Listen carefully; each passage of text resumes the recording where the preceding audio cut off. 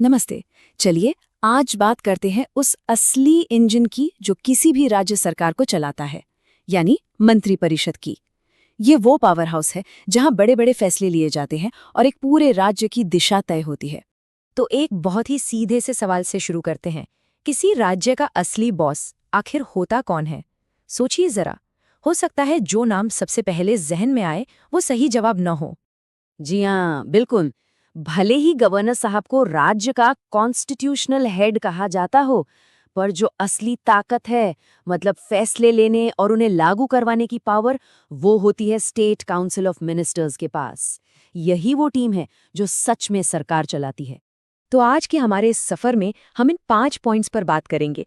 सबसे पहले ये पावर सेंटर आखिर है क्या, फिर इस टीम में होता कौन कौन है, सरकार चलती कैसे है, और ये जो कहते हैं एक साथ तैरते एक साथ डूबते, इसका क्या मतलब है, और आखिर में गवर्नर और इस काउंसिल का रिश्ता कैसा होता है। तो चलिए शुरू करते हैं। तो चलिए सबसे पहले इसी को समझते हैं कि इस मंत्री परिषद को राज्य का असली पावर सेंटर आखिर क्यों कहते हैं। तो सवाल ये है कि आखिर ये काउंसिल ऑफ मिनिस्टर्स है क्या भला? देखिए, बिल्कुल आसान शब्दों में कहें तो ये वो बॉडी है, वो टीम है जो असल में राज्य सरकार की सारी एग्जीक्यूटिव पावर्स का इस्तेमाल करती है। और इस पूरी टीम को लीड कौन करता है? जाहिर है, मुख्यमंत्री। और हाँ, ये कोई ऐसी वैसी परंपरा नहीं है, ये बाकायदा हमारे संविधान में लिखा है। कॉन्स्टिट्यूशन का आर्टिकल 163 साफ साफ कहता है कि गवर्नर को सलाह और सहायता देने के लिए एक काउंसिल ऑफ मिनिस्टर्स होगी। मतलब इसकी नींव खुद संविधान ने रखी है। ठीक है, तो ये तो समझ आ गया कि ये पावर सेंटर क्या है।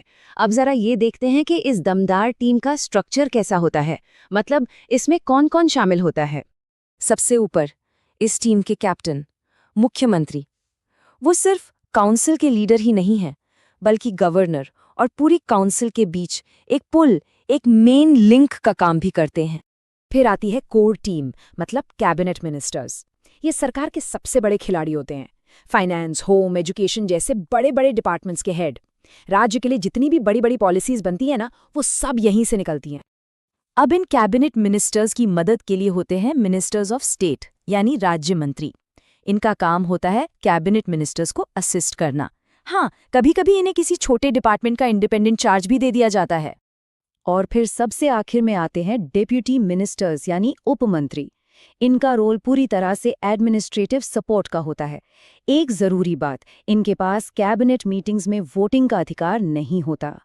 तो सवाल ये है कि ये टीम बनती कैसे है। प्रोसेस काफी सीधा साधा है। स्टेप 1, गवर्नर साहब असेंबली में जिस पार्टी को बहुमत मिला है उसके नेता को मुख्यमंत्री बना देते हैं। स्टेप 2, फिर मुख्यमंत्री की सलाह पर गवर्नर बाकी मिनिस्टर्स को अपॉइंट करते हैं। और स्टेप 3, जो कि बहुत जरूरी है, हर मिनिस्टर को 6 महीने के अंदर अंदर लेजिस्लेचर का मेंबर बनना ही पड़ता है। ये शर्त है।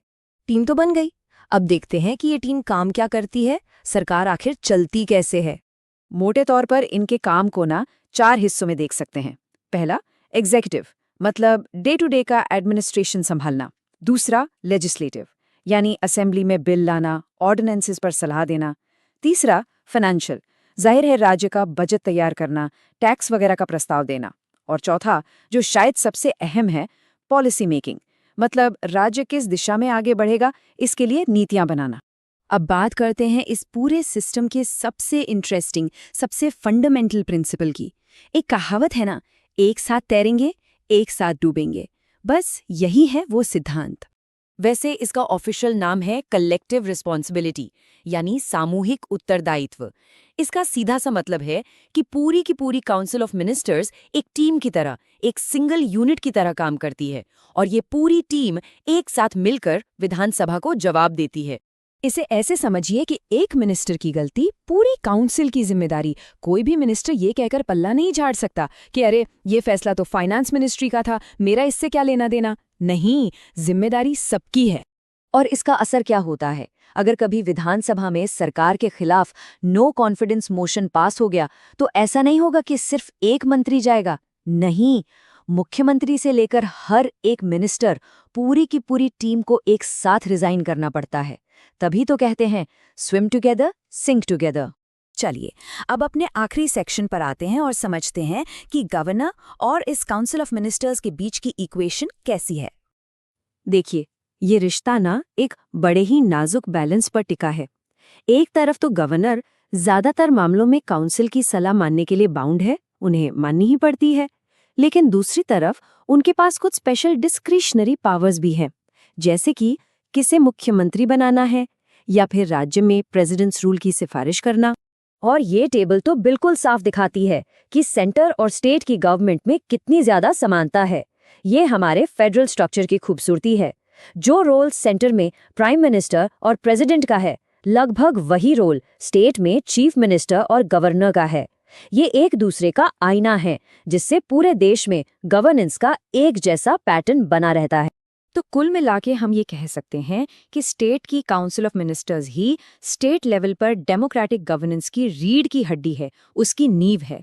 यही वो मैकेनिज्म है जिससे जनता के चुने हुए लोग सरकार चलाते हैं और अपनी असेंबली के प्रति अकाउंटेबल रहते हैं। और जाते जाते एक सवाल, आज के इस तेज तरार पॉलिटिकल माहौल में जहां गठबंधन सरकारें आम बात हो गई हैं, क्या एक साथ तैरने और डूबने का ये सिद्धांत, ये कलेक्टिव रिस्पॉन्सिबिलिटी आज भी उतनी ही इफेक्टिव है? इस पर सोचिएगा जरूर।